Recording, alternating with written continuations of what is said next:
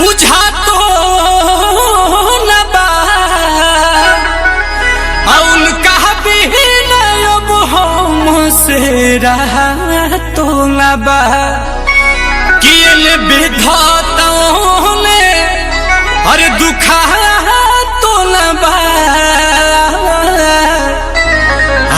लहरताओं ने अरे धुआं तो न बा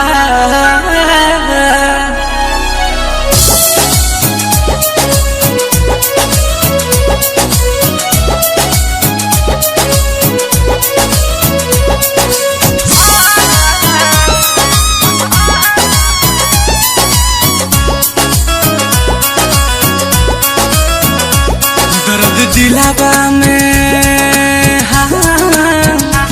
दर्द दिलावा में उठे लसुरहो घरी दर्द दिलावा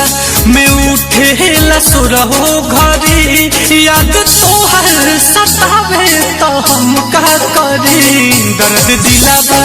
में उठे लसुरहो घरी दर्द दिलावा में उठे लसुरहो घरी नैन लोरावा बहावे तो हम का करी दर्द दिलावा में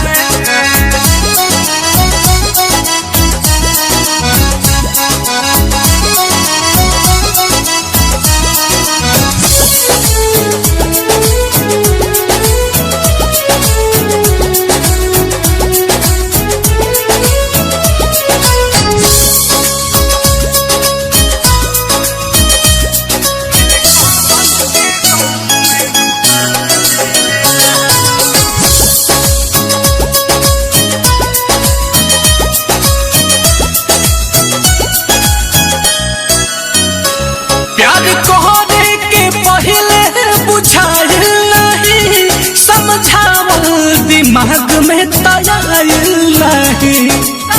बड़ी अजीब सी मोहब्बत थी तुम्हारी बड़ी अजीब सी मोहब्बत थी तुम्हारी पहले पागल किया फिर पागल कहा और अब पागल समझ के छोड़ प्यार कहने के पहले बुझाइल नहीं समझावल दिमाग में तैयार नहीं टिसू उठे तलागे कि जाइब मरी टिसू उठे तलागे कि जाइब मरी याद तोहर सतावे तो हम का करी दर्द दिलावा में उठे लसुरहो घरी दर्द दिलावा में उठे लसुरहो घरी याद तोहर सतावे तो हम का करी दर्द दिलावा में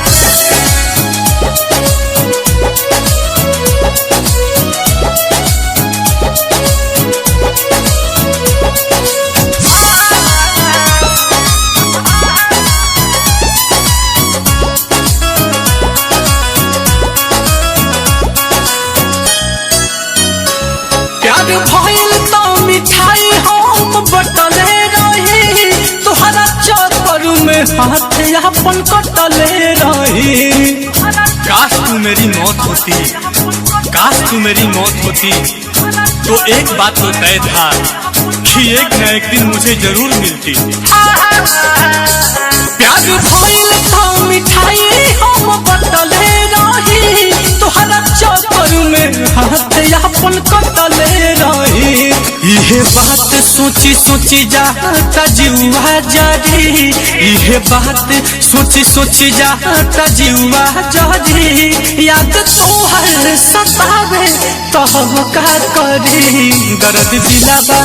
में उठे लसुरहो घरी दर्द दिलावा में उठे लसुरहो घरी याद तोहर सतावे तो हम का करी दर्द दिलावा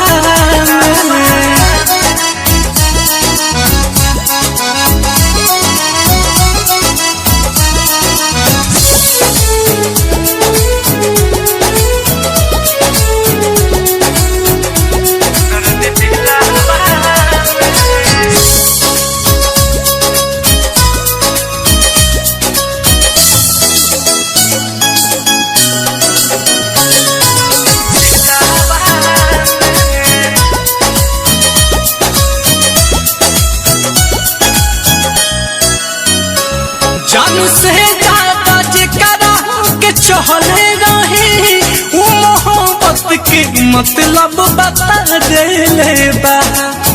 हर रोज खा जाते थे वो कसम मेरे नाम की, हर रोज खा जाते थे वो कसम मेरे नाम की। साला कारण तो आज पता चला कि जिंदगी धीरे धीरे खत्म क्यों हो रही है। पाठक रोहित सहज सहज पतिया कही नीलकमल के गम में डूबा देले बा। नीलकमला नीलकमला नीलकमला